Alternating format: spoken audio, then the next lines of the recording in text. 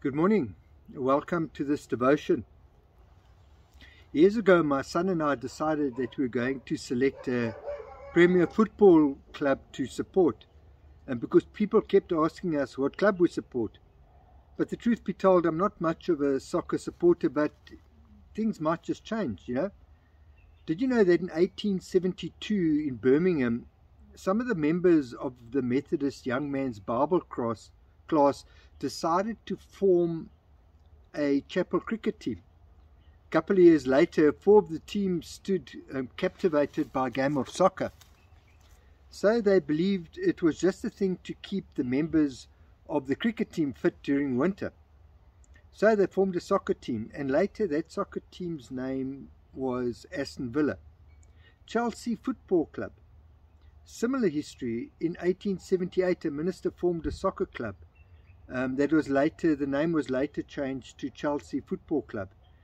These soccer clubs were formed out of the need to get sports like, darker sports like rooster fighting and barefist boxing to keep the youth away from those darker sports.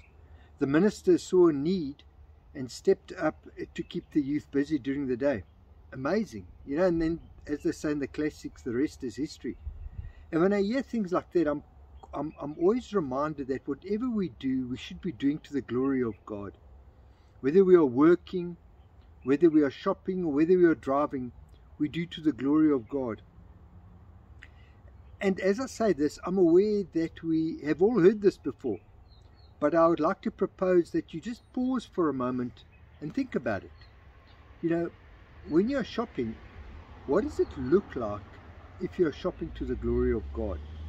And when you're at work, what does you working look like if you are doing it to the glory of God? And the same thing with driving. When you're driving, what does your driving look like when you're driving to the glory of God? You know, what would your attitude look like? You know, would you notice people around you struggling? Would you notice people around you in need? You know, driving down the road, would you notice cars cutting you off all the time? Because there's a lot of them to notice that. There's a lot of them that do it. Or would you notice the beggar on the side of the road? Or would you notice someone in need? I'm hoping that questions like this would work through your mind this week. I'm hoping that you look at your attitude as you go through everything during the course of this week. And whatever you do, I hope you do it to the glory of God. You know, until we meet again, God bless.